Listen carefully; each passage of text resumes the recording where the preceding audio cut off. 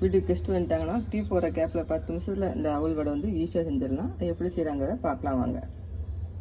நான் சிவப்பு அவல் வந்து ஒரு 1/2 மணி நேரம் வெதுவெதுப்பான தண்ணியில் வந்து ஊற வச்சு இந்த அளவுக்கு எடுத்து வச்சுருக்கேன்.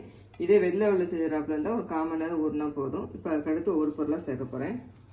அதுக்கடுத்து வெங்காயம் போட்டுக்கலாம். கட் பண்ணி பச்சை மிளகாய் போட்டுக்கிறேன். கருவேப்பிலை மல்லி செடி வந்து கொஞ்சம் பொடிசாக கட் பண்ணியிருக்கேன், அதையும் போட்டுக்கிறேன். தேவையான உப்பு போட்டுக்கலாம். 2 ஸ்பூன் வந்து பச்சரிசி மாவு போட போகிறேன்.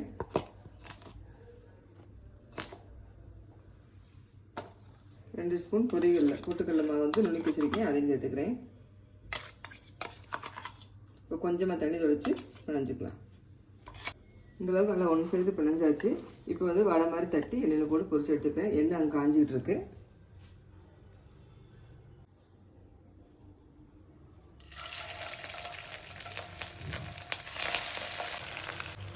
இந்த அளவுக்கு நல்லா மொறு நல்லா வந்துருச்சு. இப்போ எடுத்து பிளேட்டுக்கு மாற்றிக்கலாம். நல்லா கிறிஸ்பியாக சூப்பராக நல்லா மொறு ரெடி ஆகிடுச்சு. சாப்பிட நல்லா டேஸ்ட் நல்லா இருந்துச்சு. நீங்களும் எப்படி செஞ்சு பார்த்துட்டு எப்படின்னு கமெண்ட் பண்ணுங்கள்.